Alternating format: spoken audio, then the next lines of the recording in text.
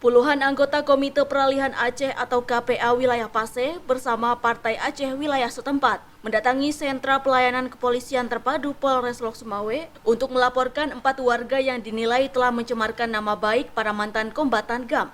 Salah satunya yaitu Wali Nanggro Tengku Malik Mahmud Al-Haitar. Juru bicara KPA Wilayah Paseh, M. Joni menyampaikan, dugaan pencemaran nama baik yang dilakukan itu berupa tuduhan terhadap para mantan kombatan GAM melalui video singkat bahwa telah menggelapkan uang sumbangan pembangunan salah satu masjid di Kabupaten Aceh Utara.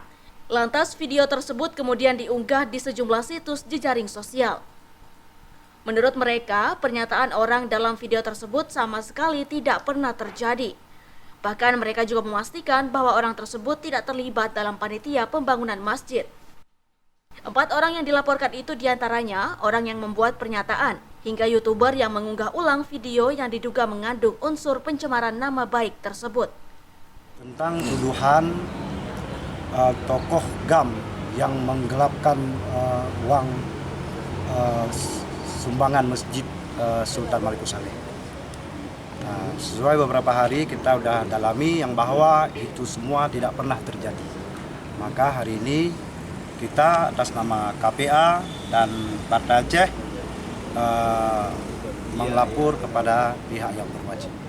Yang bersangkutan itu siapa yang kita laporkan? Hanafiah CS, Ridwan Hanafiah, Nasir, Adam Wahidin, dan ada satu YouTuber.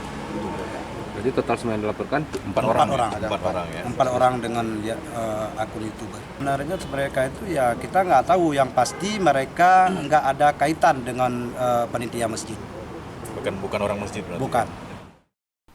Menurut mereka, saat ini laporan tersebut telah ditangani oleh Satreskrim Polres Lok Sumawe dan para pengurus KPA Wilayah Paseh maupun Partai Aceh akan terus mengawal kasus tersebut.